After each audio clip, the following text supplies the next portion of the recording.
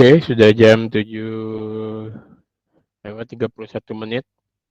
Untuk sementara absen saya stop dulu ya. Nanti kita lanjutkan sebelum kuliah berakhir.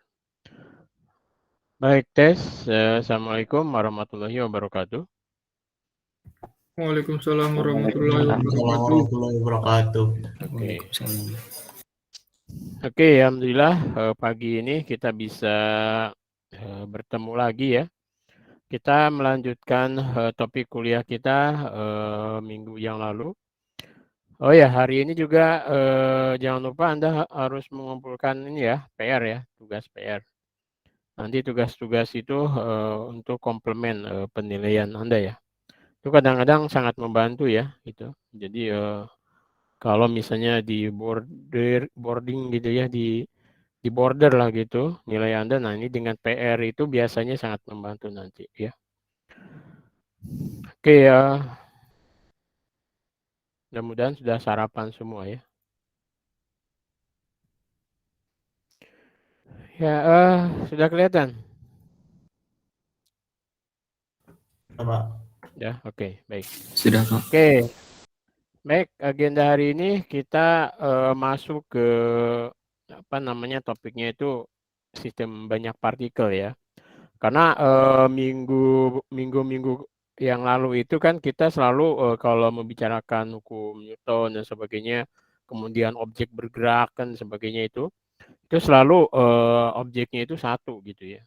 Walaupun banyak dianggap satu juga gitu. Nah, sekarang mulai hari ini kita akan coba melihat sistemnya itu banyak partikel dan itu real ya di apa namanya artinya ketika kita membahas gerak dari satu buah partikel atau objek itu artinya kita mengisolasi objek tersebut dari lingkungannya kan gitu. Padahal kenyataannya kalau hidup di real gitu kita tidak mungkin mengisolasi diri kan gitu. Dimanapun mesti ada benda gitu. Nah, kalau ada benda berarti ketika kita bergerak itu selalu ada gaya yang mempengaruhi gerak kita ya. Yaitu salah satunya adalah gaya tarik gravitasi dari objek lain ya. Jadi ketika ada massa dan massa itu mesti akan ada gaya interaksi ya. Apalagi kalau kita memakai baju, kemudian baju kita ada logamnya, nah itu nanti kalau ada misalnya magnet ya itu ada gaya tarik magnet juga kan gitu. Dan seterusnya ya.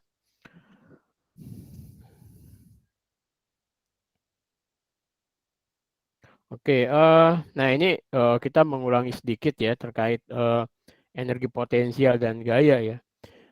Ketika dan mengingatkan juga bahwa ketika pada objek itu hanya bekerja gaya konservatif, maka kita bisa mendefinisikan seperti ini kan bahwa perubahan energi potensial itu sama dengan minus usahanya kan gitu. Usaha sendiri itu adalah apa namanya integral dari gaya terhadap perubahan jarak ya pergeseran objeknya kan gitu. Artinya dari X1 sampai X2 gitu kan. Sehingga kita juga bisa menuliskan kan bahwa sebenarnya ini itu dari sini bahwa gaya dalam konservatif itu didefinisikan minus du per dx. Artinya minus du per dx itu artinya ada perubahan apa namanya pengurangan tenaga potensial ketika ada gaya yang bekerja ya gitu. Sehingga dari sini kita bisa tahu bahwa U itu minus integral f dx plus suatu konstanta ya gitu. Nah dari situ kita bisa menuliskan misalnya tenaga potensial untuk pegas itu kan setengah kx kuadrat plus konstanta ya.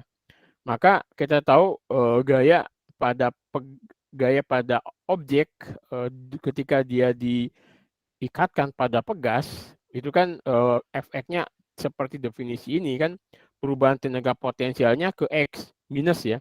Sehingga U-nya kalau ini setengah kx kuadrat diturunkan ke x kan menjadi tinggal min kx. Cocok kan? Berarti gaya pada objek ketika diikatkan pada pegas itu selalu ada gaya baliknya kan sebesar minus kx.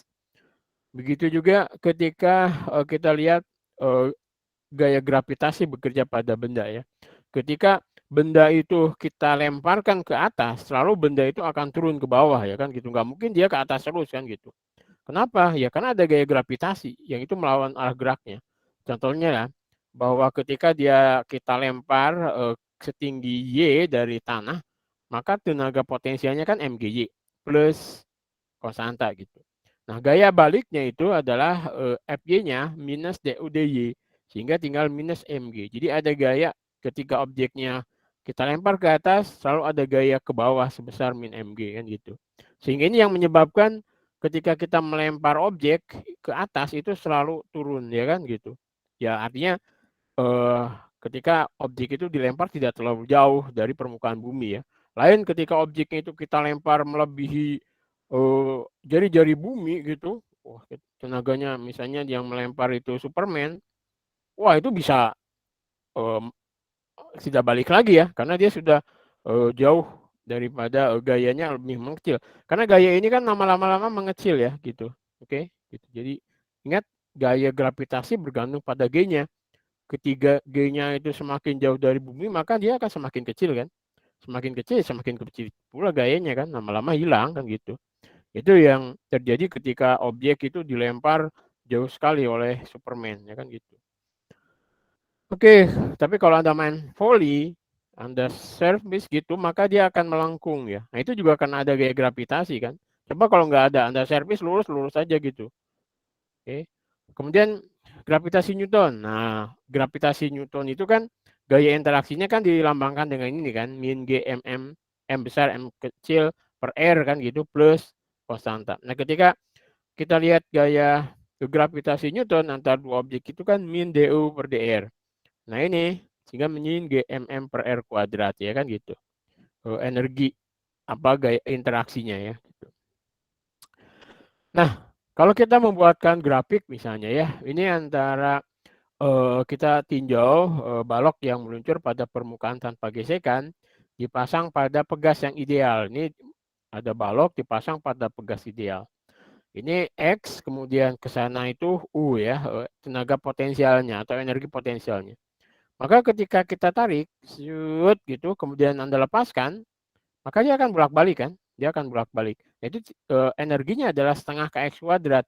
Jadi ketika X-nya misalnya positif, artinya ke sini, ya energinya gini kan, shoot. Ketika dia negatif, artinya ke sini, energinya gini, shoot. Kan gitu. Nah, dia bolak-balik kayak gitu kan. Nah, jadi U terhadap X-nya itu kayak apa ini mangkuk ya gitu. Nah, kalau kita turunkan dia ke, artinya kita ingin melihat gaya pada objek ini, gitu, maka tadi definisinya karena dia gaya konservatif, maka berlaku persamaan min du per dx, artinya minus perubahan tenaga potensialnya ke x. Maka Anda lihat ini min du dx itu tidak lain adalah kemiringan. Perubahan U ke X, kalau misalnya ada grafik seperti ini kan, kayak gini. Maka kemudian kalau Anda ambil di satu titik, kemudian ambil grafik ke sini, yang namanya DU itu kan ini kan. Sorry. Pen. Nah, ini kan kalau Anda tarik grafik ini U kan, ini tarik. Ini yang namanya, ini delta U kan. Ya dah. Ini delta U, kemudian nanti yang ini ke sini, ini delta X-nya kan. Delta X-nya. Jadi kemiringan itu adalah delta U per delta X kan gitu. Ini namanya minus kemiringan ya kan. Jadi minus kemiringan. Nah, kalau kemudian ya contoh lagi contoh ini. Contoh lainnya misalnya energi potensial balok tanpa kayak mangkuk itu tadi mgy tadi kan kalau dalam gravitasi itu ya. Kalau misalnya ini kita seolah-olah nih seolah-olah ini ada mangkuk nih, ada mangkuk. Kemudian kita meletakkan objek di sini kan. Nah, maka di sini kan juga ada namanya MGY kan. Jadi ada gaya apa itu namanya gaya balik ya. Gas itu kan. Dia punya energi potensinya kan kalau ini 0 di sini tingginya Y, maka ini MGY kan. Kalau ada mangkuk di situ. Ini ke sini. Ini Y gitu. Maka tenaga potensial objek ini adalah MGY. Nah, di sini sendiri MGY itu sama dengan setengah KX kuadrat kan gitu. Kita boleh menuliskan seperti itu. Ini adalah energi potensial gravitasinya adalah MGY, sedangkan energi potensial pegasnya di sini adalah setengah KX kuadrat gitu. Sehingga kita punya hubungan antara Y dan X-nya. Y itu sama dengan K per 2GMX kuadrat kan gitu. Jadi ini adalah tinggi suatu benda di dalam mangkuk pada posisi X.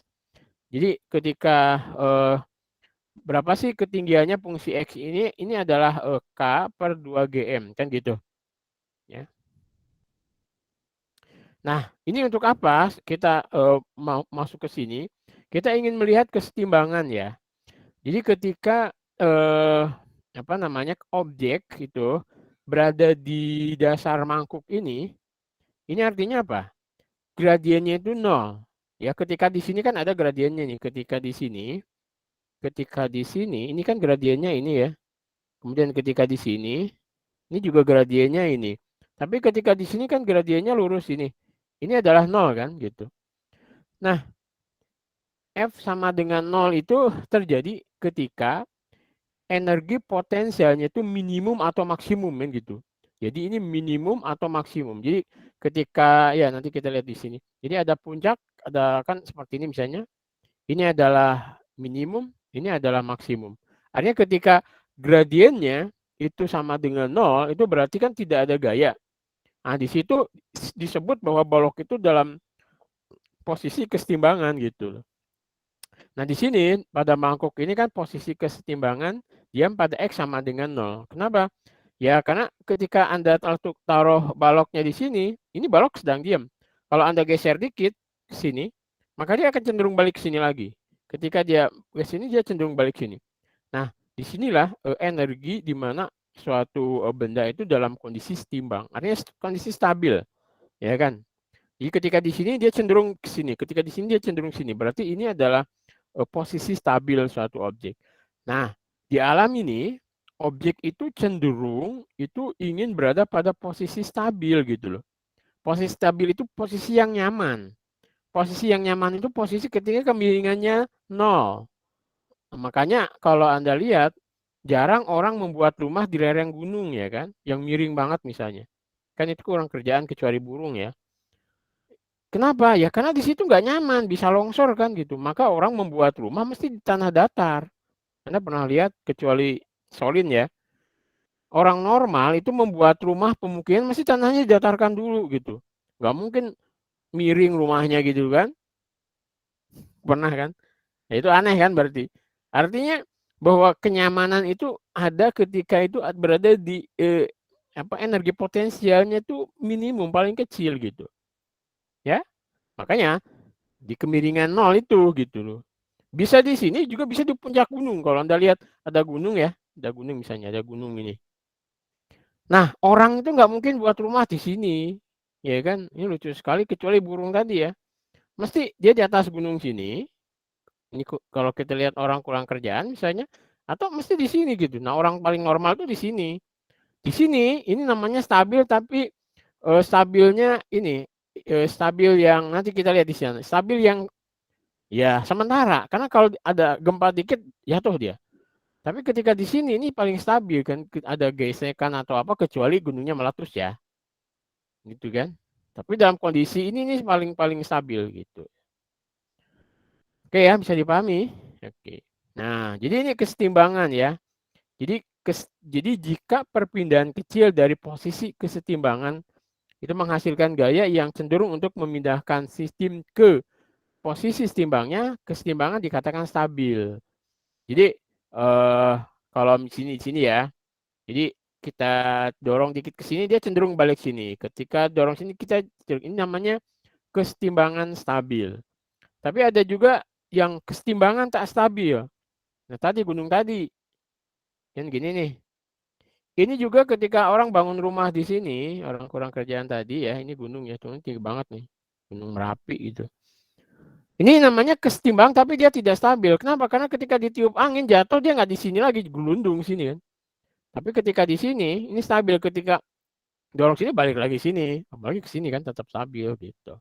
Oke. Nah, kayak tadi ini. Jadi Ini adalah kasus jika U-nya adalah minimum gitu ya. Jadi U-nya minimum paling. Jadi orang itu paling suka di ground state, di energi potensial paling minimum. Contoh lain apa? Lampu, itu lampu ya. Lampu kalau Anda lihat lampu itu Anda harus Anda kunci lampu itu, kalau enggak dia jatuh kan. Coba aja buka tuh skrupnya, mesti jatuh, nimpa Anda kan. Kenapa dia jatuh? Ya karena dia pengen stabil gitu, dia mencari energi potensial paling rendah kan gitu. Sama kalau Anda gantung jam dinding, mesti kan digantungnya itu diikat toh, yang nggak diikat dikasih dicantel di paku kan. Coba pakunya Anda buka, mesti dia jatuh kan. Kenapa jatuh? Ya karena si jam itu mencari posisi stabil, yaitu di paling minimum energinya. Sama, coba coba aja Anda apa ya, manjat dinding. Mesti itu perlu energi loh. Kalau Anda nggak pegangan, Anda jatuh kan, gitu. Paling enak itu di lantai, Anda tiduran dan sebagainya, kan gitu. Dan terlentang kan gitu. Pernah Anda tidur berdiri kayak Solin gitu? Itu nggak nyaman loh. Kenapa?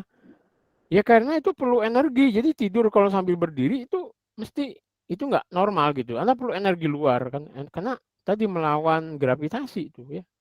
Kecuali Solin ya. Oke, nah kesetimbangan tuh ini yang dimaksud ya. Jadi ini U, ini X misalnya. Ini ada yang di sebelah sini namanya kesetimbangan stabil. Di sini tak stabil. Nah kalau ini netral ya gitu, lurus tadi. Karena kalau di sini ini objeknya ada di sini nih, objeknya ada di sini. Kalau Anda dorong dikit dia ke sana, dia balik sini. Dorong sini dia balik sini. Tapi kalau di sini objeknya di sini nih, Anda dorong dikit mesti objeknya gelundung sini kan, atau dorong sini gelundung, nggak mungkin balik sini. Aneh juga kalau dia balik sini lagi, berarti ada hantu yang bawa ke sini. Itu, jadi objek itu selalu menginginkan posisi energi potensial paling minimumnya gitu. Oke ya, namanya ini kesetimbangan stabil. Kalau ini kesetimbangan tak stabil ya. Nah kalau ini datar-datar aja, ini namanya kesetimbangan netral. Memang dia udah garis lurus ya, lengkungannya kan nggak ada, nol ya. Gitu. Ini kelengkungan ya kalau dalam matematik itu derivatif 2 kali ya gitu, positif. Oke, itu tadi tentang kesetimbangan dan kaitannya dengan energi potensial ya gitu. Jadi yang perlu Anda apa namanya, camkan atau Anda ingat-ingat ya, rumusnya kali lupa ya. Tapi yang harus Anda ingat bahwa semua objek yang ada di alam ini itu cenderung menginginkan posisi stabil. Nah, posisi stabil itu ketika kemiringannya itu nol, artinya dia di posisi kalau dia melengkungan itu di energi potensial paling minimumnya gitu. Paling minimum. Kalau ini nol, kalau ada di bawahnya lagi dia akan ke bawah.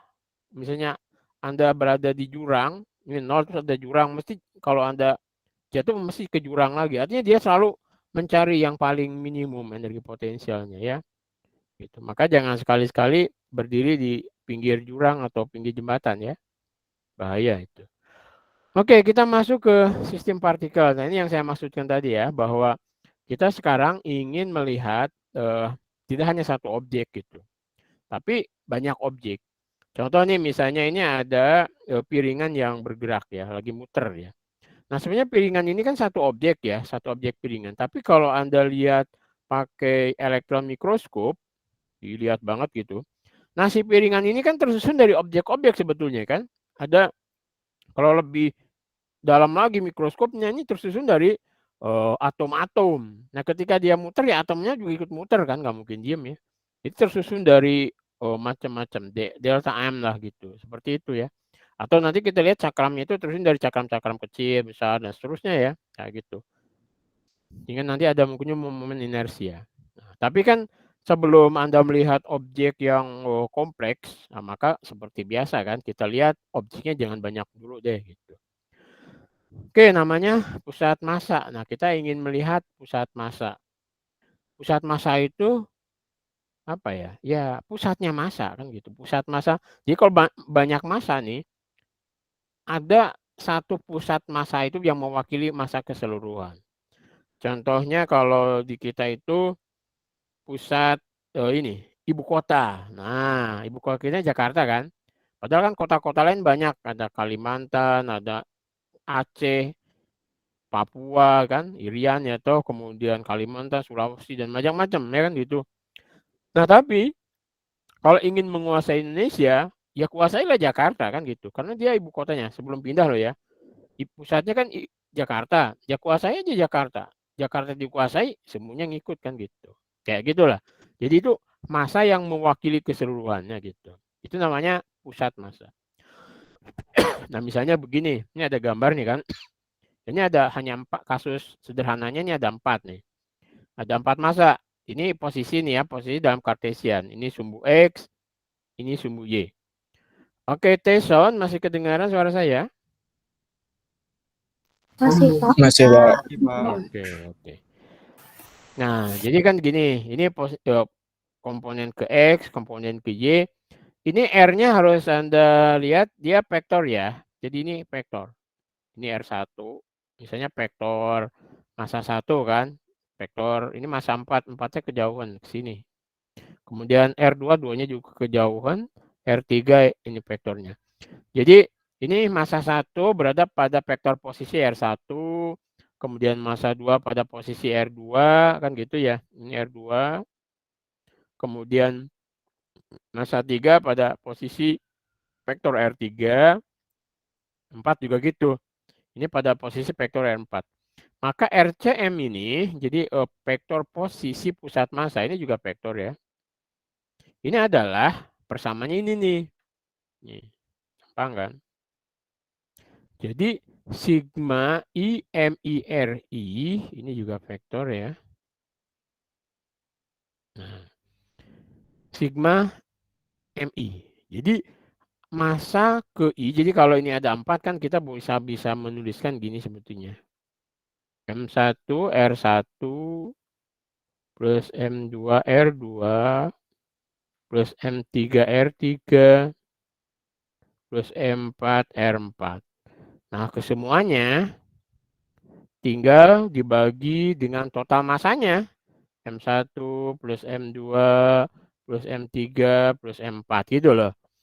Ya, jadi M1 kali vektor R1 plus M2 kali vektor R2, M3 kali vektor R3, M4 kali vektor R4 bagi M1 plus M2 plus M3 plus M4. Ini skalar gitu. Oh, di sini udah ada. Nah, ini yang mudah kan kalau tadi 4 kebanyakan ya. Kita 2 aja dulu. Misalnya kita tinjau sistem tadi dari 2 massa nih. Ada 2 massa M1, M2 di mana M1-nya berada pada vektor R1 misalnya ini vektor R1 ya. Kemudian M2-nya pada vektor R2. Nah, di manakah RCM-nya? Maka kita bisa menuliskan di sini.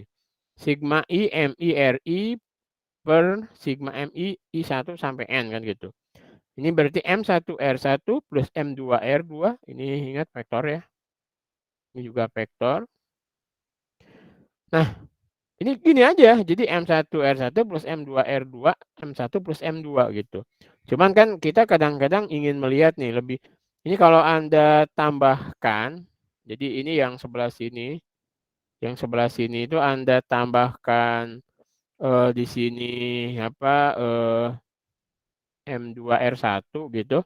Kemudian Anda kurangi M2 R1 kan boleh-boleh saja kan? Boleh kan kalau kita tambah M2R1 min M2R1 kan sama aja hilang kan? Artinya ini sama-sama nggak adanya gitu loh.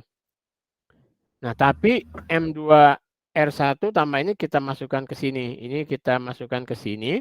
Kemudian yang sebelah sini M2 di sini. Ini R2 min R1 gitu loh. Oke.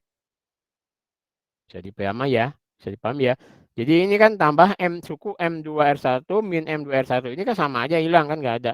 Tapi dari sini kita tambahkan ke sini ini M1 plus M2R1 plus ini M2 di sini ada R2 min R1 kan gitu. Nah, R2 min R1 ini sebetulnya vektor antara ini antara M2 sama R1 ini kan R2 min R1 itu ini gitu. Nah, kita lihat ini M1 plus M2 R1 plus M2 R2 min R1 per M1 plus M2. Nah, RCM itu RCM itu kan ini kalau ini kita bagi kan tinggal R1. Ini R1 tuh yang ini, ya kan? Ini R1. Kemudian tinggal yang ini adalah M2 per M total dibagi M besar itu M1 plus M2, R2 min R1. Ini R2 min R1 itu kan ini gitu. Nah, maka dia ini kan gitu. Nah, kita lihat nih, kalau misalnya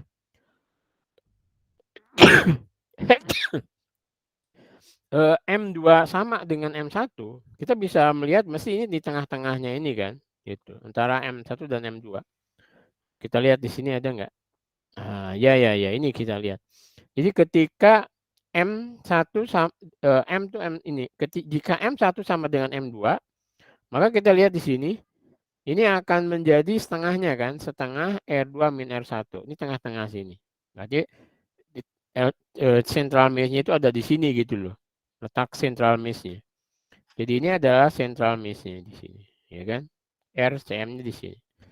Kemudian kita lihat lagi ketika M1 sama dengan 3M2, maka RCM-nya itu ada di R1 tambah ini seperempat R2 min R1. Berarti di sini dia CM-nya. Ya kan? Ini seperempat dari R2 min R1. Nah, gitu. Jadi ketika ini M1-nya 3 kali M2-nya. Ketika dia 5 kalinya mesti mendekati sini. Ya, kalau 10 kalinya mendekati ke sini. Dia RCM itu mendekati yang paling berat, ya kan gitu. Oke ya. Gampangnya gitu kan. Jadi kalau ini ada M, kemudian ini ada M, maka ini tengah-tengah kan gitu. Ini CM-nya kan gitu. Kalau ini M-nya lebih gede, ini kecil, maka CM-nya di sini kan. Pusat masanya. Atau central mesh ya, pusat PM atau apa gitu ya. Nah, seperti itu ya. Nah, pusat massa adalah tempat sistem seimbang gitu loh. Jadi pusat massa itu ketika sistemnya itu seimbang.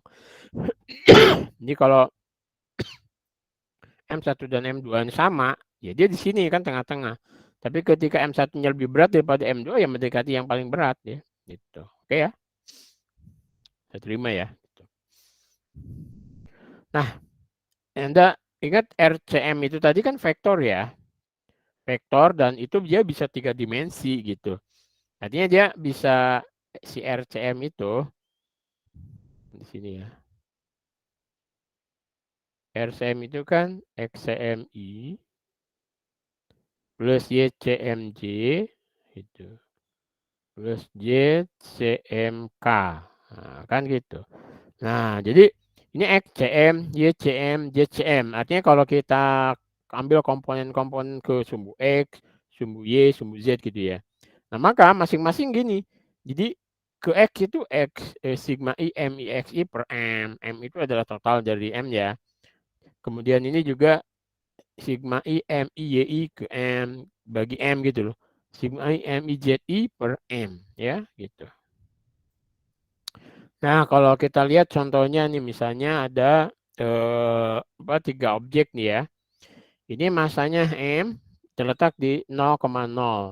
Kemudian ini yang 2M itu di 12, artinya X-nya 12, Y-nya 12 ya. Kemudian ada massa M lagi terletak di 24,0. Artinya X-nya 24, Y-nya 0. Di mana RCM-nya kan gitu. Nah, maka karena ini 2 dimensi kan Anda lihat nih. Ini sumbu X, ini sumbu Y. Nah, berarti XCM itu sigma I M I X I per M. Pertama M1 M ya, terus X1-nya 0 kan di sini 0. Plus 2M X-nya X2-nya itu 12 ya. Plus kalau yang ini yang benda ketiga ini M, X-nya di 24. Bagi M tambah 2M tambah M 4M. Berarti Anda lihat di sini akan jawab 12 ya. Berarti ada di 12 gitu kan. Ya, coba aja 12 ya 12 ya ini 24 tambah 24 bagi 4 ya 12. Kemudian Y-nya Anda lihat ini adalah sigma I M I Y I per M. Ini Y M satunya M, Y satunya 0. kemudian M2-nya 2M, Y2-nya 12, kemudian ini M3-nya M, Y3-nya 0. Ini dapat 6. Jadi pusat massa objeknya itu ada di 12,6. Ini jadi artinya ini ke sini 12, ini ke sini 6 gitu. Jadi ada di 12,6. Itulah pusat massanya. Ya, jadi itulah pusat massanya. Jadi ya pusat massa itu mewakili keseluruhan itu ada di titik 12,6 gitu ya. Nah, kalau untuk objek yang solid ya, maka RCM itu didapatkan dengan cara mengintegralkan. Jadi kalau Anda lihat ini sigma kan. Sigma itu ketika apa namanya? X, kalau objeknya itu kecil sekali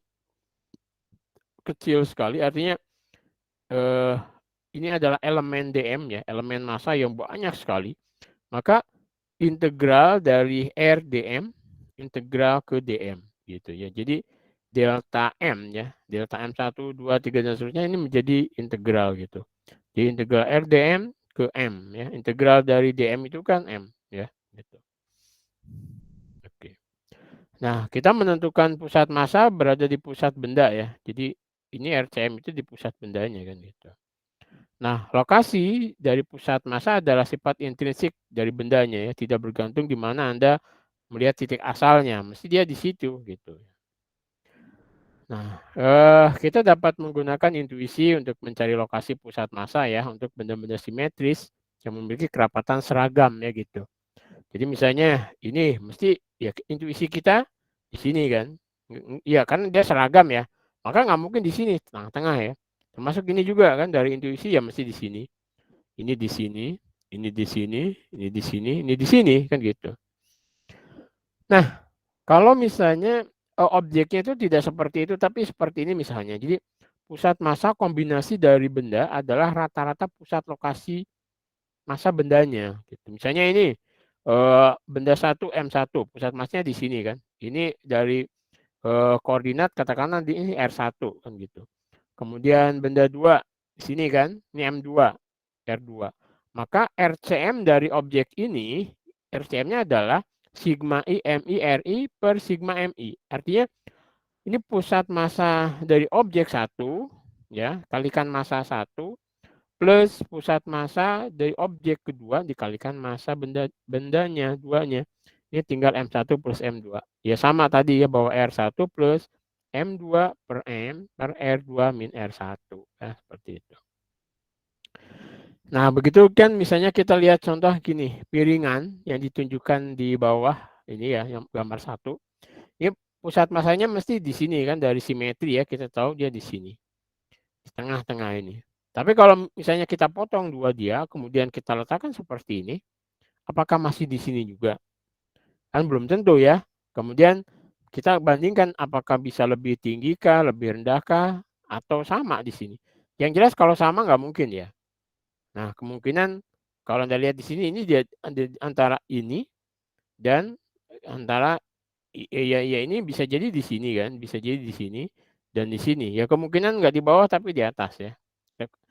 Ya, betul ya. Jadi pertama kita letaknya kan di sini kan, berarti cari central mesh dari setiap setengah disk tadi akan lebih dekat ke ujung yang gemuk ya, ke ujung yang gemuk daripada ke ujung yang tipis gitu.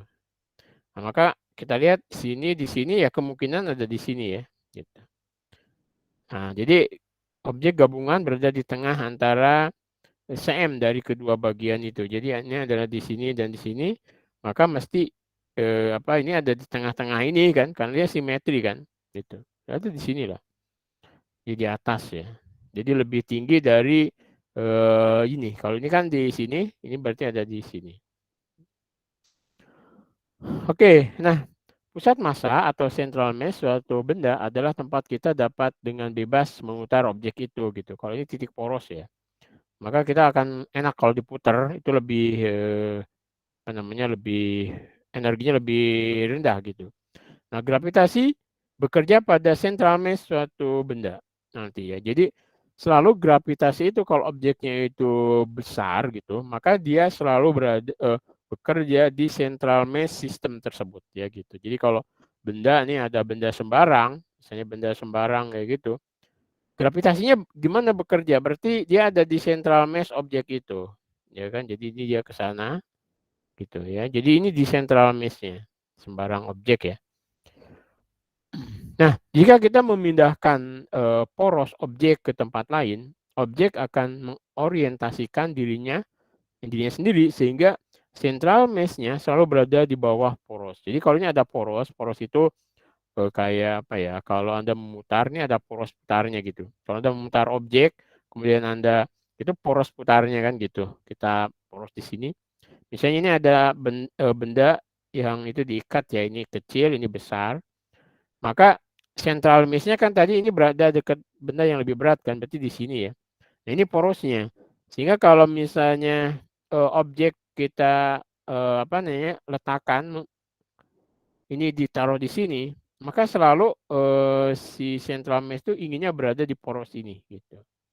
Jadi nanti akan bergerak ke sini. Jadi selalu berada di bawah ya. Di bawah, tepat di bawah poros gitu. Nah, fakta ini dapat juga digunakan untuk mencari central mass dari benda yang bentuknya sembarangan. Contohnya gini kan, ini benda ini kan, bendanya kan sembarangan nih. Maka kalau kita ingin mencari central mass-nya, maka kita tinggal paku dia sembarang ini. Ketika stabil, kita tarik garis gini. Shoot. Kemudian kita paku lagi sebelah sini kan. Maka ketika dia lurus gini, kita tarik lagi sini. Shoot. Ketika gini, tarik lagi. Maka inilah central mass-nya. Gitu ya. Di suatu objek ya. Jadi titik potong harus berada di central mass-nya. Ini ada contoh lain, misalnya sebuah benda dengan 3 cabang ya, massa yang sama diseimbangkan pada sebuah kawat. Sudut yang sama antar cabang ya, cabangnya sama. Kesetimbangan macam apa pada posisi seperti ini gitu. Apakah stabil, netral atau tak stabil? Nah, tadi kita tahu bahwa yang namanya stabil itu kalau kita kasih gaya dikit dia akan balik lagi. Tapi kalau seperti ini Anda dorong, mesti dia jatuh. Kan? Kenapa? Nah, kita bisa lihat nanti bahwa ternyata ini porosnya kan, ini central mass-nya berada di atas itu, maka dia akan cenderung jatuh nanti. Maka ini dia ini kan Anda lihat central mass-nya itu ada di sini, sehingga pusat massa berada di tengah ya, dan awalnya berada tepat di atas kawat. Kawat ini porosnya kan. Sehingga jika Anda 3 benda didorong sedikit ke kiri atau ke kanan, pusat massanya tidak akan berada di atas kawat dan gravitasi akan membuat bendanya jatuh. Nah, ini kan dia pengennya kan berada di bawah. Nah, karena ini seperti ini mesti dia jatuh. Ya kan gitu. Dia akan jatuh. Nah, biar tidak jatuh maka kita lihat tinjau kasus di mana 2 cabangnya itu kita kasih massa. Kasih massa, kasih massa. Maka kelihatan di sini central mass-nya itu akan mendekati massa ini kan, nggak mungkin di atas sini. Berarti di bawah sini. Ini adalah porosnya. Nah, kalau seperti ini dia sudah stabil, ya kan? Nah, maka ketika kita dorong dikit ke sana, ini kan tapi central mass-nya masih tetap berada di bawah porosnya. Nah, gravitasi akan memberikan gaya pemulih, dia akan balik, akan memulihkan dia ke sini. Kemudian kalau Anda dorong sini, dia ke sini juga. Maka ini menciptakan kesetimbangan stabil ya gitu. Oke ya. Nah ini contoh kalau misalnya Anda apa tuh namanya? Anda pernah nonton sirkus? Nonton sirkus orang yang berjalan di kawat gitu? Atau pernah nonton filmnya itu ya? Yang dia di atas di Paris atau di mana tuh? Di Amerika ya gitu. Jadi dia perlu tali yang ya tapi harus latihan loh. Anda jangan coba-coba juga dia berjalan di atas tali listrik ya. Yang listrik gitu ya, jangan bahaya itu, disutet gitu. Itu dia perlu kesetimbangan. Nah, kesetimbangan itu sebetulnya tadi kita ingin agar ada gaya apa namanya? Central mass-nya yang berada di bawah titik kawatnya tadi sehingga ada gaya pembaliknya. Karena kalau gayanya di atas, gaya apa central mass-nya di atas, ketika ada dikit ke kanan ke kiri mesti dia jatuh ya, gitu. Oke. Oke, kita masuk sekarang bagaimana kalau apa namanya si central mass-nya itu bergerak gitu. Kan bergerak artinya percepatan pusat massa. Bisa jadi kan objeknya itu bergerak, sisi sistemnya tadi itu bergerak, gitu. Maka kita bisa melihat pergerakan dari sistem banyak partikel itu dengan hanya melihat gerak central mass-nya gitu. Central mass itu mewakili dari gerak keseluruhan sistemnya, objeknya kan gitu. Oke, nah kita lihat tadi misalnya di sini ada n buah partikel ya, masing-masing memiliki apa namanya vektor posisi R1, R2 sampai N gitu kan. Kemudian di sini M-nya itu sigma I, MI-nya I1 sampai N juga ya gitu. Maka kalau kita derivatifkan RCM itu ke T, ya, kita derivatifkan dia ke T, ini sebetulnya vektor ya. Anda hati-hati, ini vektor, ini masih vektor ya. Kecuali M-nya kan skalar ya. Ini vektor, ini vektor. Nah ini kan berarti kita bisa menderivatifkan, ini untuk sementara kita anggap masanya tidak berubah terhadap waktu. Ya, masanya tidak berubah terhadap waktu. Karena suatu ketika kita juga bisa menganggap masanya berubah terhadap waktu. Contohnya apa? Ya dalam kasus gerak apa satelit, ya kan dalam atau apa bukan satelit, ini apa namanya roket. Kasus roket itu kan ketika masanya itu juga fungsi waktu. Jadi si masanya itu berubah terhadap, jadi dia dikeluarkan terhadap waktu gitu. Artinya kita tidak bisa lagi menulis seperti ini ya. Ketika masanya itu berubah terhadap waktu, makanya ada perubahan mass juga gitu. Ya. Tapi karena ini kita anggap tidak berubah, maka dia hanya M-nya tetap, ini yang berubah adalah posisinya. Ya kan? Jadi sigma MI DRI DT ya gitu. Oke, ini yang ini Anda lihat nih. RCM itu kan masanya ke sini, ini RI DT. Ya kan? Hmm. Nah, ini DRI DT itu adalah VI gitu. Ya kan?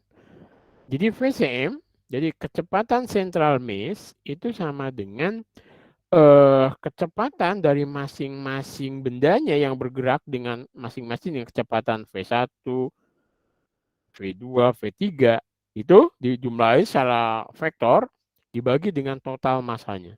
Jadi kalau tadi misalnya ada 4 massa itu jadi M1 kali kecepatan V1, M2 kalau misalnya M1 bergerak dengan kecepatan V1 ya.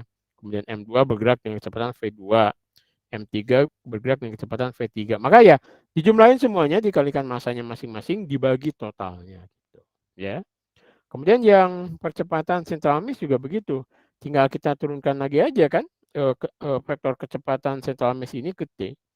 Maka di sini akan ini ya. Ini juga ya. Nah, kita dapat ini. Super M sigma MIAI. Nah, ini yang menarik nih. Ada sigma MIAI. Artinya apa? Ini ada MIAI itu VI, ya kan? Jadi M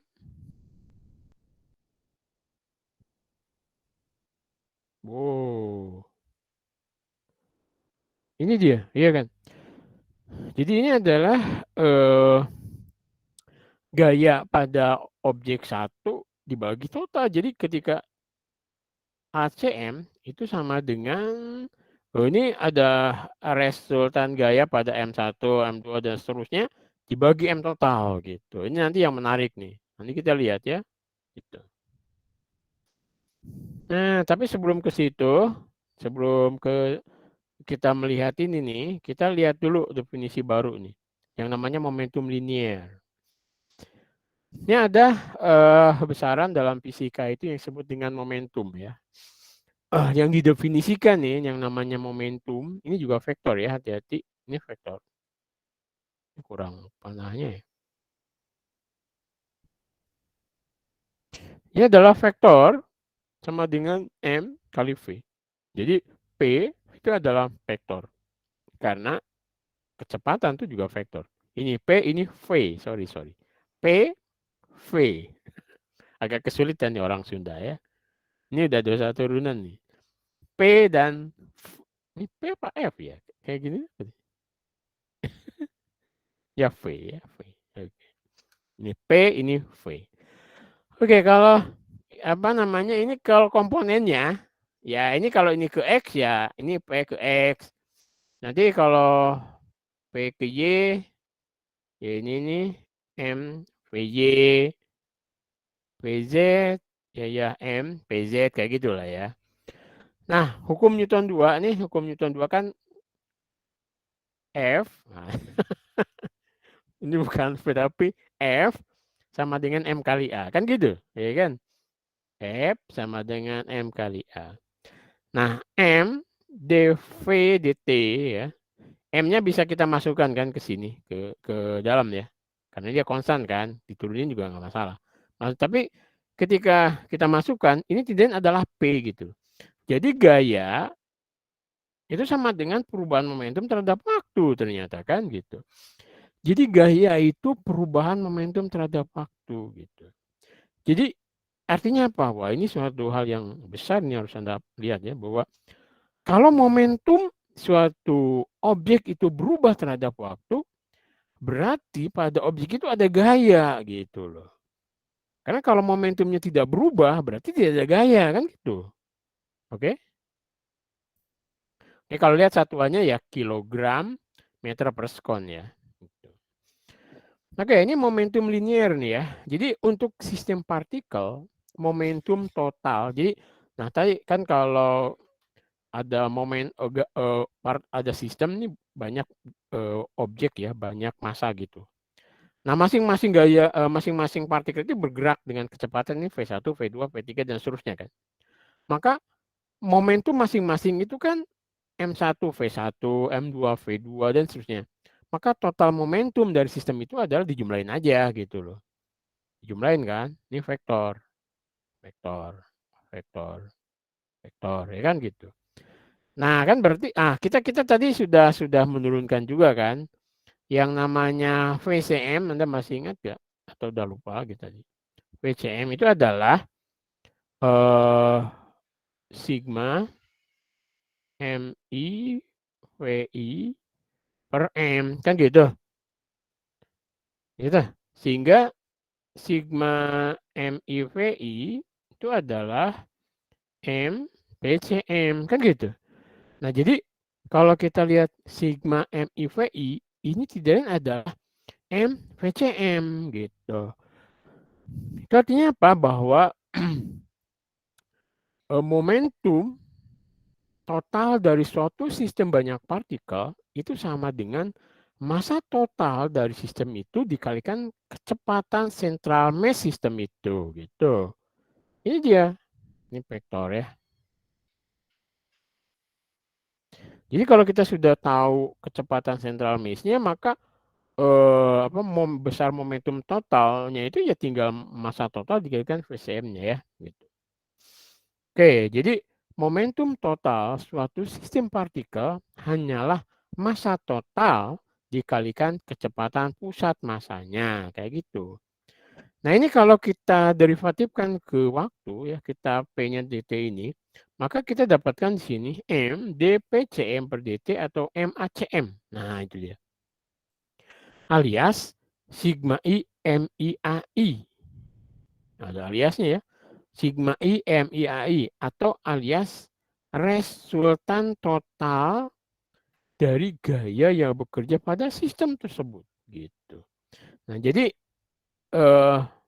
nah ini kita tertarik jadi dP dt itu ada perubahan total momentum sistem terhadap waktu sama dengan total resultan gaya yang bekerja pada sistem tersebut. Nah, kita ingin melihat ini.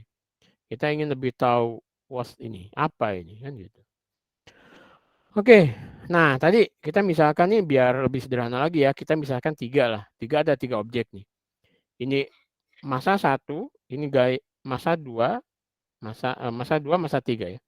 Ini kan gaya pertama ada gaya interaksi antar objek. Ini F13, F31.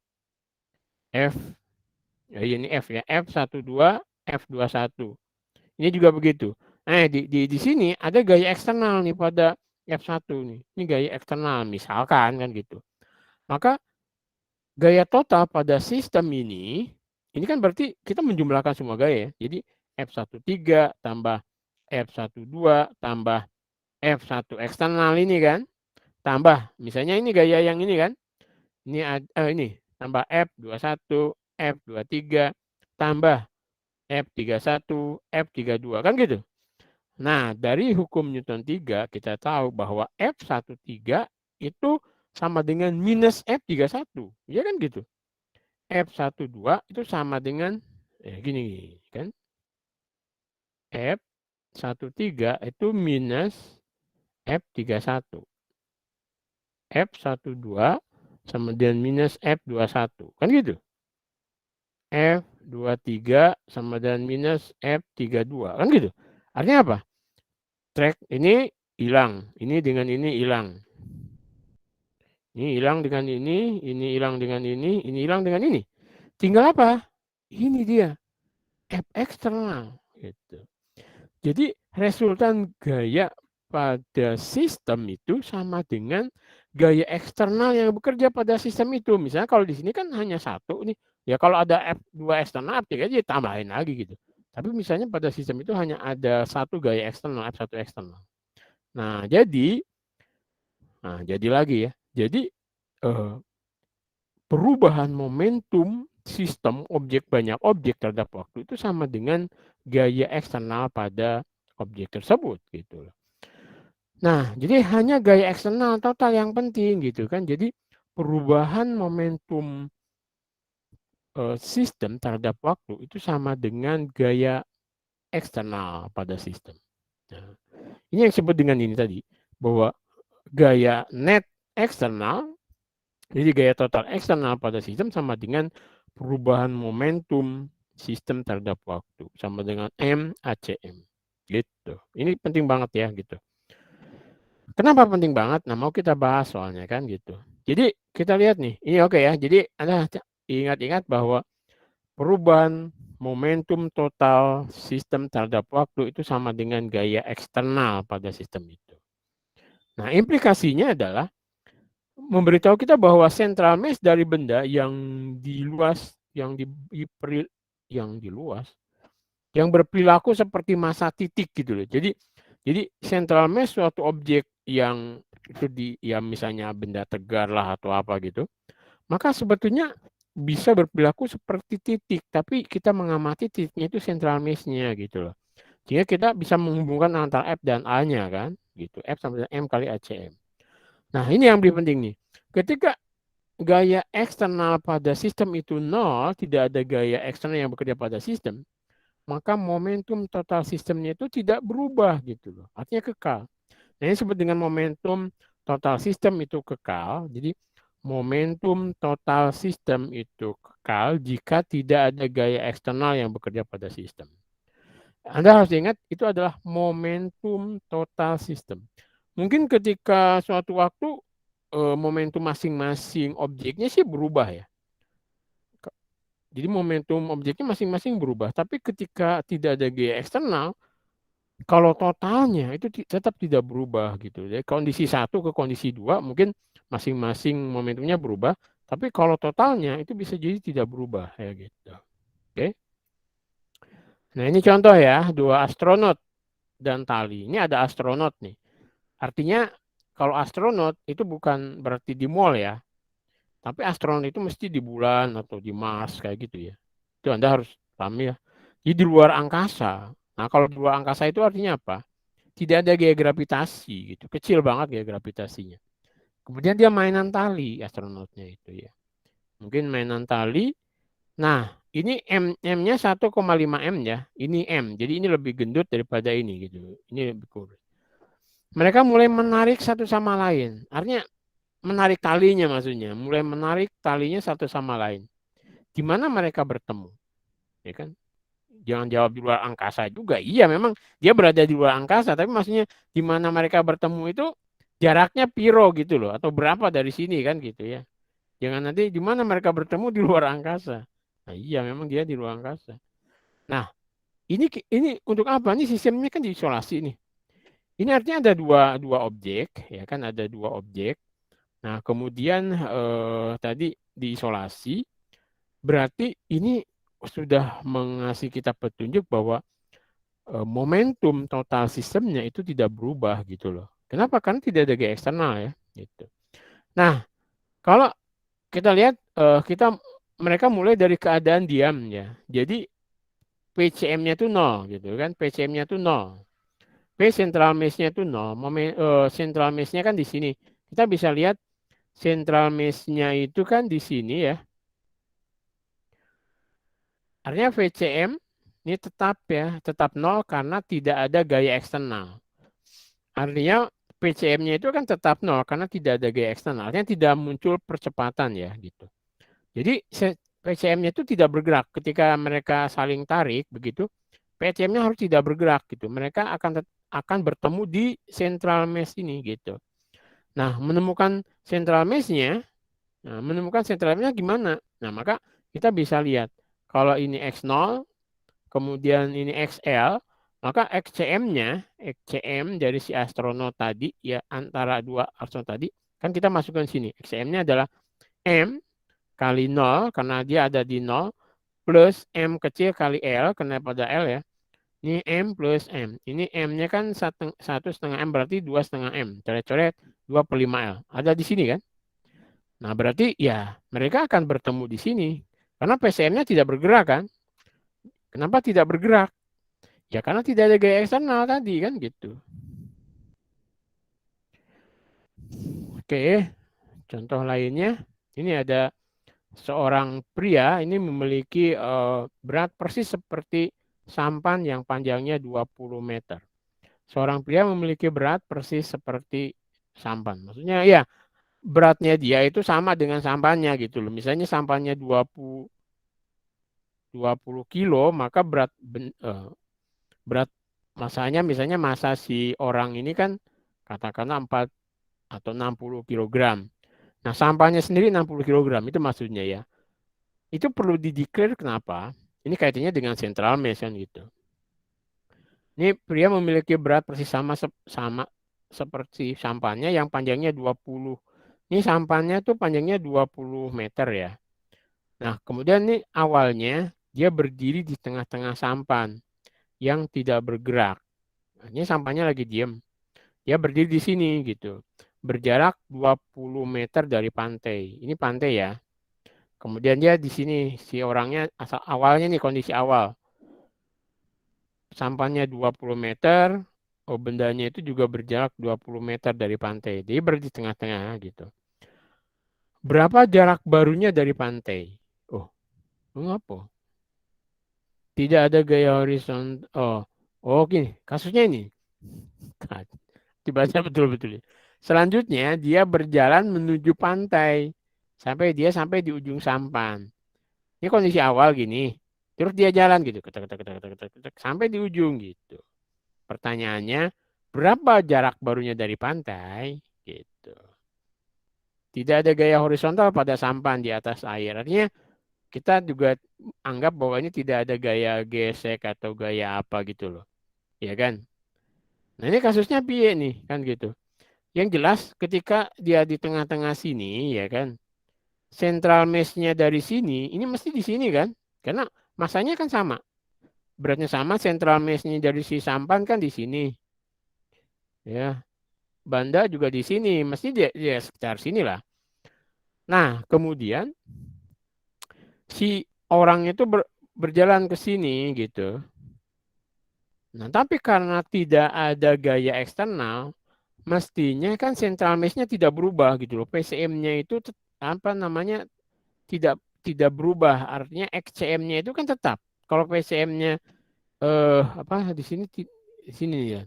PTM-nya tetap 0 ya. PCM-nya tetap 0. Artinya dia tidak berubah. Dari keadaan diam kan, tetap diam. Nah, itu artinya PCM-nya tetap gitu. Kalau PCM-nya tetap logikanya. Kalau dia berjalan ke sini, maka yang si sampan pun harus bergerak ke sini kan. Jadi kalau asalnya di sini, nah berarti logikanya mesti di sini. Kalau ini 10 ya mesti ke sini 10 ya. Maka ini ke 10 berarti ini ke sini 5, ke sini 5 kan gitu. Berarti sekarang dia sudah bergerak 5 berarti 20 min 5, 15. Kira-kira gitu. Kita cek. Nah, kan? Awalnya CM sistem itu 20 meter dari pantai kan di sini kan. Gitu. Nah, karena tidak ada gaya yang bekerja pada sampan dalam arah X, lokasi CM itu sistem tidak dapat berubah, tetap harus di sini gitu loh. Maka kalau biar tetap di sini, kalau ini bergerak ke sini dan ini juga harus bergerak ke sini sehingga tetap di sini kan, karena masanya kan sama. Terhadap ini loh maksudnya. Nah, oke. Nah, ini oleh karena itu orang itu berakhir 5 meter di sebelah kiri CM dan pusat massa sampan 5 meter di sebelah kanannya. Biar apa? Biar tidak berubah terhadap ini kan gitu. Jadi 5 cm ke sini, 5 cm ke sini. Sehingga orangnya tadi itu sudah 20 min 5. Berarti 15. Nah, ya kan? Gitu. Oke, yang ini sudah selesai. Kita masih banyak. Kita langsung masuk ke yang kedua ya. Atau cek sound dulu. Ada yang mau tanya? Halo?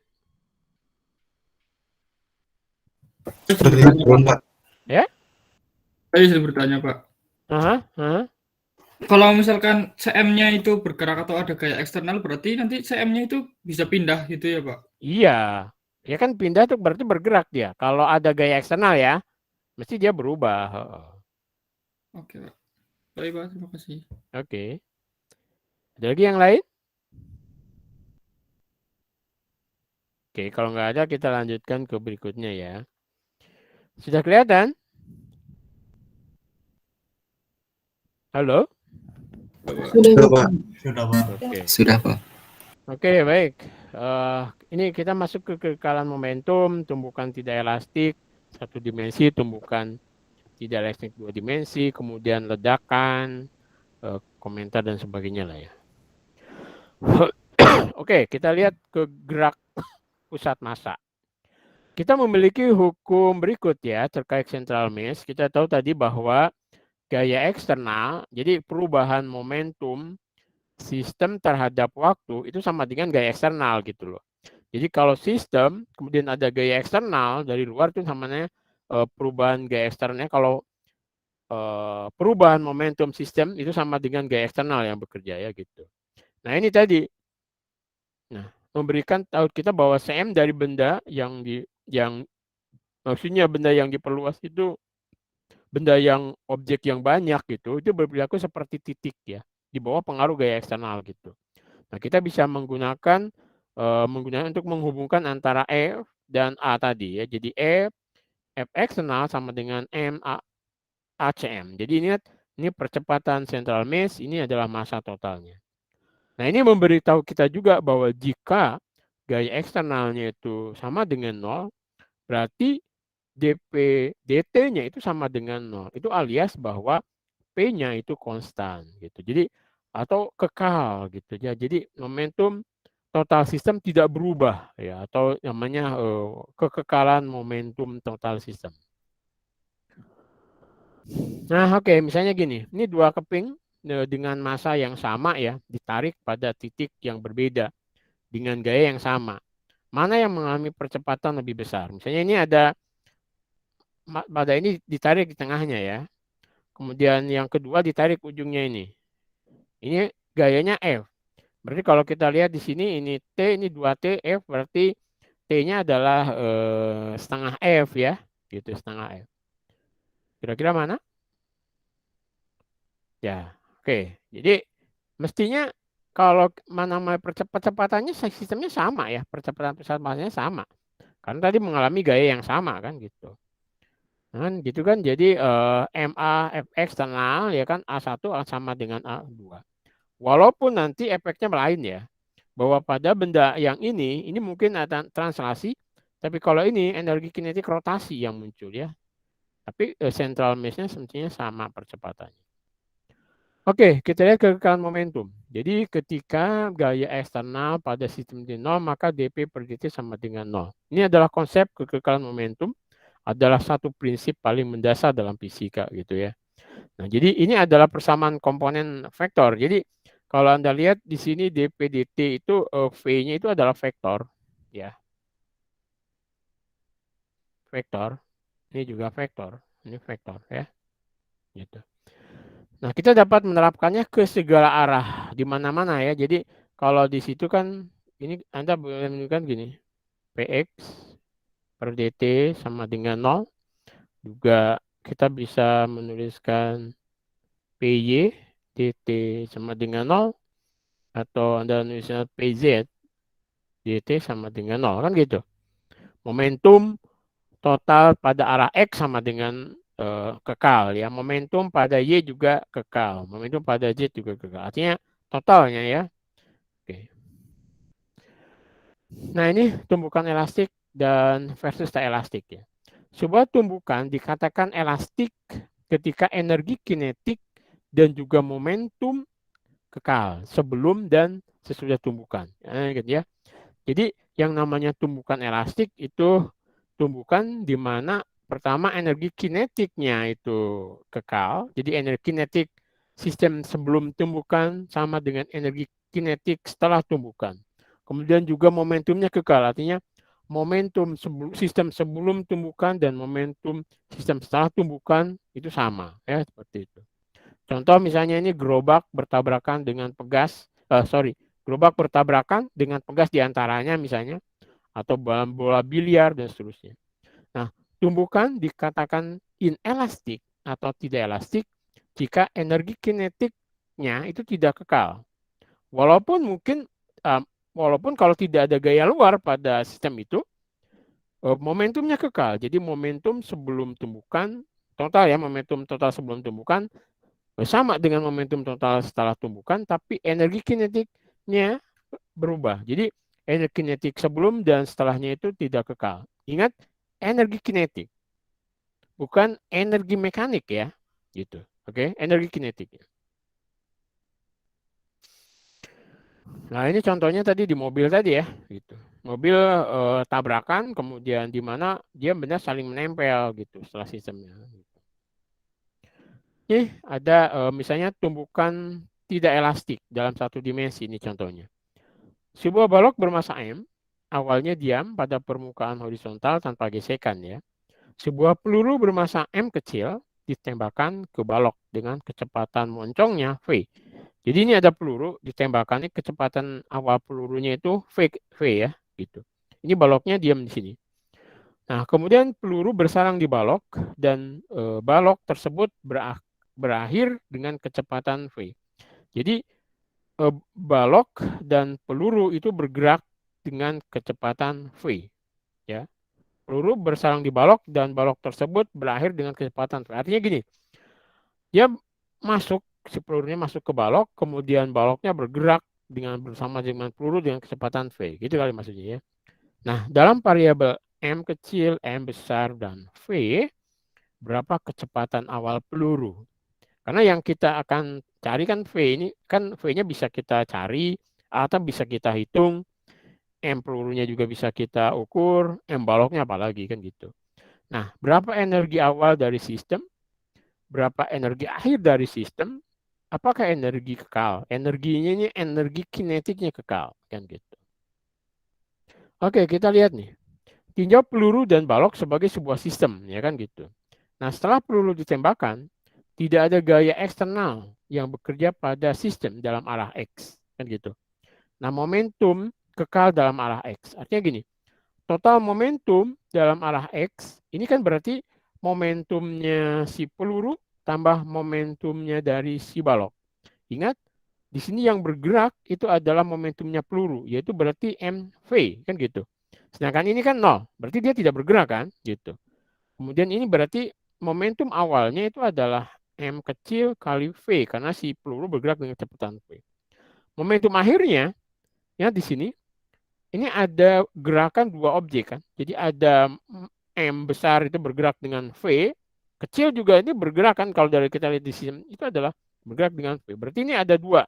Sehingga M plus M kali V, kan gitu. Oke? M plus M kecil kali V. Sehingga kecepatan dari si peluru itu adalah M besar plus M kecil per M kali V. Nah gitu. Nah, kita lihat sekarang, perhatikan energi kinetik sistem sebelum dan setelah tumbukan. Sebelum tumbukan, energi kinetik sistemnya itu adalah energi kinetiknya si peluru, ya kan gitu. Setengah mv kuadrat. Sedangkan si balok itu kan diam ya, berarti kan 0 dia kan. Berarti setengah mv kuadrat. Nah, di sini kita masukkan V-nya. V-nya tadi kan di sini Anda lihat V itu M besar, M kecil, M kali V. Nah, kita masukkan ini ke sini ya. Ini M kuadrat, V kuadrat. Sehingga kalau Anda atur gitu, ini M per M, kemudian di sini ada M juga kan kuadrat nih. Tapi Anda lihat di sini, ini ada M berarti ini ada M besar, M kecil per M. Ini kayak gitu. Nah, setelah tumbukan, itu kan di situ energi kinetiknya ada setengah M besar V kuadrat plus setengah M kecil V kuadrat juga, karena si pelurunya kan juga bergerak dengan kecepatan V juga kan, gitu. Oke, jadi atau masanya itu kan total ya M plus M gitu, jadi V kuadrat. Nah, Anda lihat sekarang energi akhirnya, nah kita bisa lihat di sini M. Nah, kalau Anda masukkan di sini setengah M V ini, yang ini nih, ini setengah ini tidak adalah ini EB ya, Anda lihat EA. Udah, oke. Kita lihat sini. EB yang ini, yang setengah ya, setengah. Kemudian di sini ada M plus M per M. Kemudian di sini ada M. Oke, Anda lihat ini kan EA-nya gitu. Ini adalah M V kuadrat ya. Nah, ini berarti kalau kita lihat EB itu sama dengan M plus M per M. Ini setidaknya adalah EA. Kan gitu. Jadi EA akhir itu sama dengan M plus M EB. Oke. Anda lihat berarti ini tidak sama. Kan? Jadi EA dengan EB itu tidak sama. Ada M per M plus ini. Jadi berbeda kan gitu. Jadi EA, jadi energi kinetik akhir itu berbeda dengan energi kinetik awalnya. Kan gitu. Berarti ini dia tidak kekal energi kinetiknya ya. Gitu. Ya, energi kinetiknya itu berubah. Kenapa? Karena ada gesekan di situ untuk menghentikan peluru dan diam di si baloknya. Kan pelurunya kan terus diam di baloknya, tapi kemudian dia bergerak kan, gitu. Bergerak bersama-sama dengan baloknya ya, gitu. Nah, itu ada energi kinetik yang hilang di situ ya, gitu. Nah, tapi momentumnya kan sama ya, momentum tetap berlaku kekal momentum ya, gitu. Kemudian kita lihat tumbukan tak elastik ya. Misalnya ini ada bis ya, bergerak bis masanya M, kecepatannya V. Aduh, bentar. Minum dulu ya.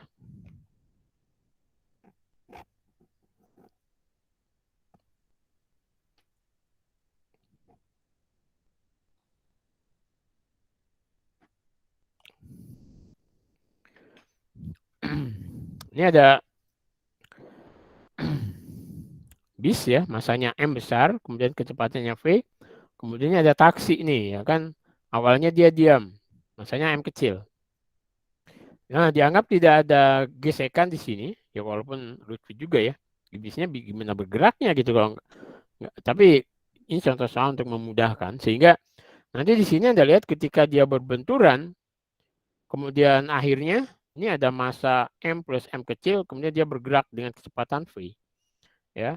Nah, berarti di sini kita gunakan hukum kekalahan momentum ya untuk mencari V. Nah, sebelum tumbukan itu kan PI kita sebut ya. Itu adalah massa bis kali kecepatan bis tambah massa si taksi, kecepatannya 0. Setelah tumbukan final sistemnya adalah massa bis juga bergerak bersama-sama dengan si taksi, berarti M plus M kali V. Artinya massa dari si bis kalikan kecepatan bis, massa taksi kayak kecepatannya taksi sama kan. Nah, kemudian berlaku kekalahan momentum. VI sama dengan V awal sama dengan V final. Jadi Anda lihat bahwa yang kekal, yang sama itu adalah total momentumnya, ya kan gitu. Ini momentum awalnya ini, momentum akhirnya ini, sehingga kita bisa tahu kecepatan akhirnya, ya seperti itu. Nah, sekarang kita tinjau energi kinetiknya dari sebelum dan setelah tumbukan. Energi kinetik sebelum tumbukan itu adalah energi kinetik boost, yaitu setengah mv kuadrat, kan gitu.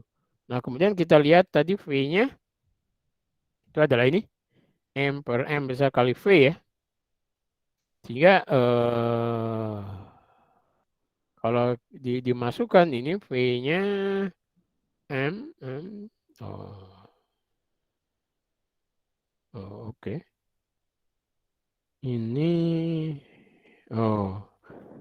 Ini salah nih kayaknya. Kita lihat ini M. Oke, sorry. Lihat V ini adalah M per ini kan V. Sehingga V itu dikaitkan dengan V kecilnya ya. Sehingga di sini V besarnya itu adalah M per M bagi M kali V kecil ya gitu. Jadi di sini ya, sorry. Ya kan? Ini kali V kecil. Nah, sehingga artinya si P besar ini kita ganti dengan V kecil gitu loh. Sehingga nanti V besarnya, nah V besarnya itu M per M V kecil. Oke, ini yang salah nih. Ini mestinya V besar, ini menjadi V kecil gitu. Oke ya. Oke, sehingga ini betul nih. Ya kan? Jadi M, kemudian ini adalah M besar ya. Ini M besar. Tuh, sehingga Anda masukkan ke sini. Nah, ini kita bagi ya. Jadi kayak ini. Nah, yang sebelah sini energi kinetik akhirnya, ya kan? Energi kinetik akhir itu adalah setengah mv kuadrat kan gitu. Sehingga yang ini nih, ini adalah V akhir. Jadi kalau ini kita ini kan berarti ini ada M plus M per M besar. Ini tidak lain adalah EA gitu. Sehingga EA itu sama dengan M kali E bus ya, E sebelumnya. Nah, artinya apa? Energi kinetik akhirnya tidak sama dengan energi kinetik sebelumnya. Itu menunjukkan bahwa di berlaku kekekalan momentum, tapi energi kinetiknya berubah. Itu artinya dia tidak elastik ya gitu. Nah, ini juga kekekalan momentum ya. Contoh kekekalan momentum, ini dua bola dengan massa yang sama dilemparkan secara horizontal dengan kecepatan awal yang sama. Mereka menabrak kotak stasioner identik yang bertumpu pada permukaan horizontal tanpa gesekan. Bola yang mengenai kotak satu itu memantul kembali, sementara bola yang mengenai kotak dua itu nempel. Kotak mana yang akhirnya bergerak dengan yang lebih cepat? Kotak mana yang akhirnya bergerak lebih cepat? Logikanya ya bisa jadi ya yang satu ya gitu. Kita lihat.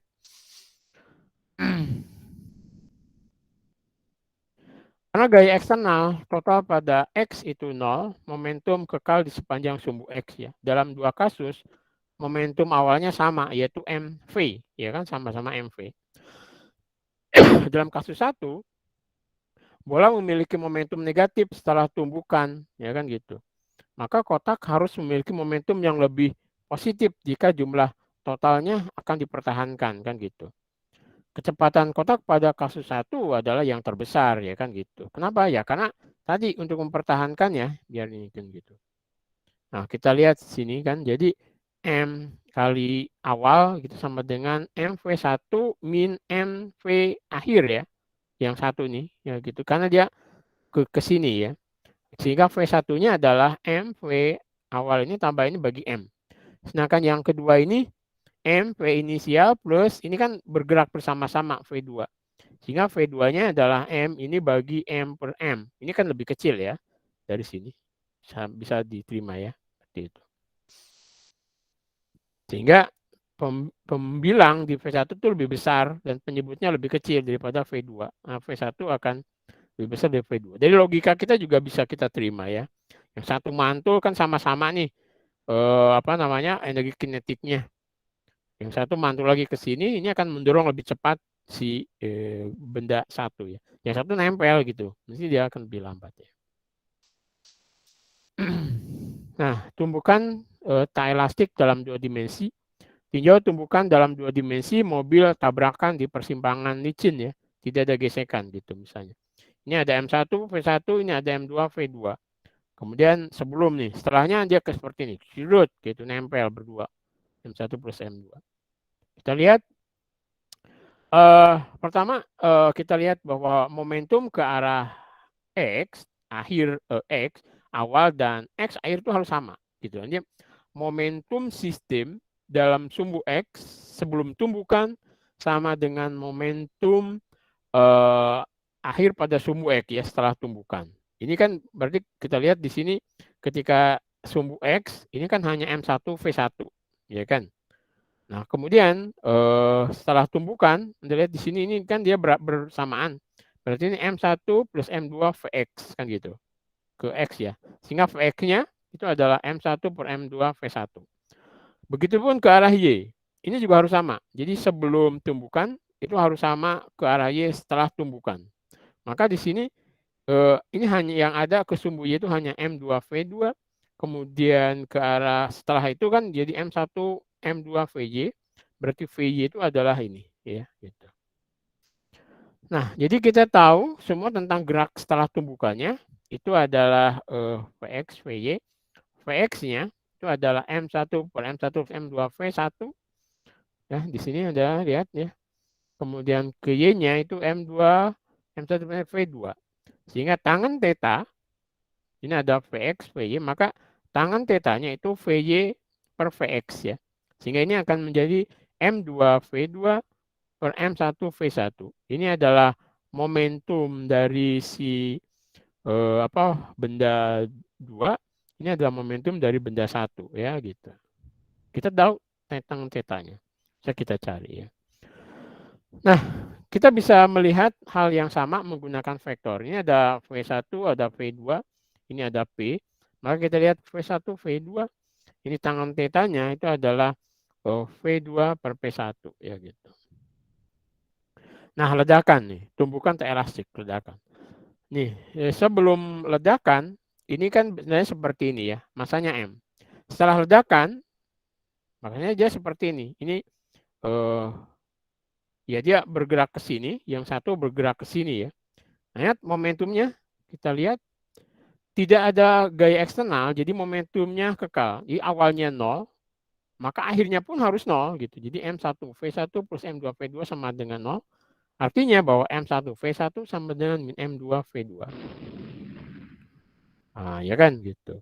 Awalnya diam, kemudian dia bergerak. Jadi V1 berlawanan dengan arah V2. Ya.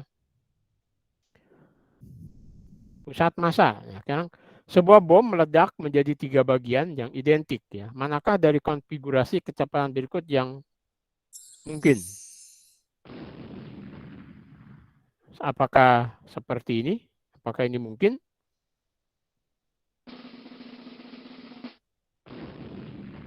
Nah, kira-kira yang mana? Ini kayak agak akan tidak akan kekal ya. Kenapa? Karena ada kesumbunya. Nah, kemungkinan yang ini gitu. Yang ini ya, kemungkinan ini bisa mengalahkan ke arah sumbu Y juga ke arah sumbu X-nya bisa 0. Oke. Yang ini kita lihat tidak ada gaya eksternal, P harus kekal. Awalnya P-nya 0, akhirnya nah dalam kasus 1 ini tidak ada yang menyeimbangkan momentum ke atas ya. Potongan ini kan ini berarti V finalnya tidak 0 lagi karena yang M V1 ini tidak bisa menyeimbangkan. Berarti nggak mungkin yang sini. Gitu. Nggak mungkin seperti ini. Atau kita lihat di sini ini MV, ini MV, ini ke sini jadi ada momentum akhirnya ada, jadi salah ya. Kemudian yang ini P-nya harus kekal. Nah, semua bisa saling menginginkan. P awalnya kan 0. P akhirnya kita lihat ini ada MV, ini ada MP di sini juga bisa lihatnya bisa 0. Oke. Nah, komentar tentang konservasi energi ini ya. Jadi bahwa kita telah melihat bahwa energi kinetik total dari suatu sistem yang mengalami tumbukan itu yang elastik itu tidak tetap ya. Energi hilang. Energinya hilang itu bisa jadi panas atau tadi peyok ke mobilnya ya kalau tabrakan. Energi kinetik tidak tetap karena kerja yang dilakukan selama tumbukan ya gitu. Jadi ketika tumbukan itu ada kerja sehingga energi ini tidak tetap ya gitu. Nah, ingat kemarin bahwa delta K itu sama dengan kerja. Anda masih ingat delta K itu sama dengan work gitu. Jadi kalau dia ada perubahan di situ ada kerja ya gitu. Momentum sepanjang arah tertentu tetap ketika tidak ada gaya eksternal yang bekerja dalam arah ini. Secara umum konservasi momentum lebih mudah dipenuhi daripada konservasi energi ya gitu. Nah, termasuk dalam pendulum balistik ini ya. Jadi misalnya ini misalkan ya ada objek di sini kemudian dia nabrak ini balok di sini. Kemudian dia nempel di sini, misalnya dia kemudian berayun. Kayak gitu. Nah, ini kan awalnya V, kemudian dia berayun, akhirnya juga maksimum. Di sini kecepatannya 0, di sini ada kecepatan awalnya. Nah, ketika dari sini ke sini, ini kita bisa pakai kekalahan momentum, sini ke sini kita pakai kekalahan energi mekanik ya, gitu. Maka sebuah proyektil bermassa M yang bergerak secara horizontal dengan kecepatan V menghantam massa yang diam, massanya M ya, yang digantung oleh tali panjangnya L. Nah, selanjutnya M plus M tadi naik ke ketinggian H. Nah, ini jadi dari sini ke sini kita pakai kekekalan momentum. Kemudian setelah kita tahu V-nya, kita ke sini pakai kekekalan energi mekanik ya kan gitu. Nah, tentukan H berapa kecepatan awal proyektil. Dua tahap proses ya. M bertumbukan dengan M. Ini secara inelastik. Baik M dan M kemudian bergerak dengan kecepatan V sebelum naik secara signifikan ya. Kemudian M dan M naik setinggi H. Ini kekekalan energinya. Ada kekekalan energi mekanik di situ. Jadi energi kinetik plus energi potensial ya. Jadi ketika dia di situ bergerak dengan kita itu kan energi kinetik tuh. Kemudian dia naik, energi kinetiknya berkurang tapi energi potensialnya bertambah gitu. Nah, tidak ada gaya non konservatif yang bekerja ya gitu. Oke, pertama kita lihat tahap pertama momentumnya kekal. Artinya dalam sumbu X itu hanya ada MV yang akhirnya dia bergerak dengan kecepatan V kan, M plus M. Sehingga V-nya itu ini. Jadi M kecil plus M besar plus M kecil kali V. Oke. Nah, tahap kedua terjadi kekekalan energi mekanik. Jadi energi mekanik awal sama dengan energi kinetik mekanik akhir. Energi mekanik awalnya itu ada energi kinetik kan. Jadi setengah M kecil plus M besar V kuadrat. Ingat ini ya. Kemudian energi akhirnya itu adalah energi potensial. Asalnya kan dan energi kinetiknya kan 0. Dan ini karena dia bergerak ke tinggi H, berarti ini M kecil plus M besar kali GH. Ya kan gitu. Sehingga kita tahu nih V kuadratnya itu adalah 2GH. Ya kan? Nah, sehingga kalau kita taruh di sini V-nya itu 2GH, jadi V kuadratnya 2GH, berarti V-nya akar 2GH. Nah, ini akan mengeliminasi V besarnya ini, sehingga kecepatan dari si pelurunya itu adalah 1 plus M per M kali akar 2GH. Ya, seperti itu. Nah, dalam demo, halo? Nah, oke, jadi dalam demo kita misalnya, dalam demo kita mengukur perpindahan D ya kan gitu. Nah, bukan H, ya kan H sini kan, tapi perpindahan ini saja. Kita bisa lihat nih, ini ada L min H, ini adalah H ya. Jadi ini adalah L min H, ini adalah H-nya, ini adalah L, ini adalah D-nya kalau kita lihat di sini. Maka L kuadrat itu adalah D kuadrat plus L min H kuadrat. H-nya itu adalah L min L kuadrat min D kuadrat ya gitu. Oke, sehingga nanti H-nya itu kan ini tadi H itu adalah L min L ini Ini ya, Anda lihat di sini. Ini kalau kita bisa dekati, ini semua menjadi D kuadrat per 2L. Sehingga kalau kita masukkan sini V sama dengan 1 plus M besar per M kecil akar 2GH. Sehingga kalau kita lihat di sini H-nya itu tidak lain adalah D kuadrat per 2L. Nah, sehingga di sini akan D akar GL. Nah, Anda lihat V itu adalah D akar 2GL. G-nya itu konstanta gravitasi, L-nya itu tadi tingginya kan, D-nya adalah pergeserannya. Nah, sehingga kita bisa melihat berapa kecepatan dari peluru itu ya. Nah, kan D-nya ini bisa kita ukur dari sini ke sini kan misalnya. Kemudian L-nya kita juga tahu. Jadi V-nya bisa kita cari ya gitu. Oke. Udah selesai. Oke, untuk hari ini cukup ya. Kita kelewat nih waktunya. Stop. Oke, yang belum absen sampai nunggu siapa yang mau tanya. Ya Pak, saya belum absen Pak. Oke, silakan.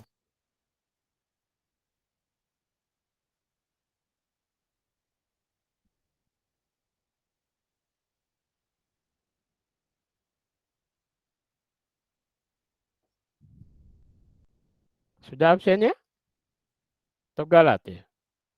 Oh, sorry. Belum Pak. Oh, belum muncul. Sorry. Oke, silakan.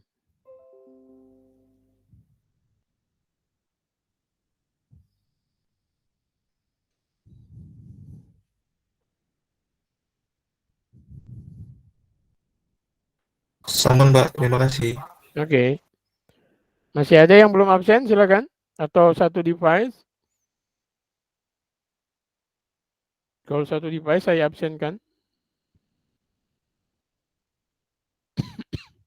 Atau nanti Anda nge-WA saja ya.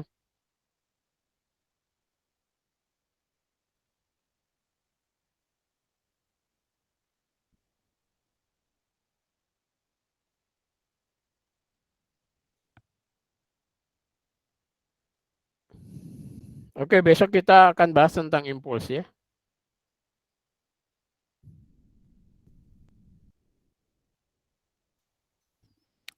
Oke, kalau semua sudah, kalau tidak ada pertanyaan, berarti sudah cukup ya. Kita ketemu besok jam 9:30 ya. Oke, terima kasih. Assalamualaikum warahmatullahi wabarakatuh. Waalaikumsalam.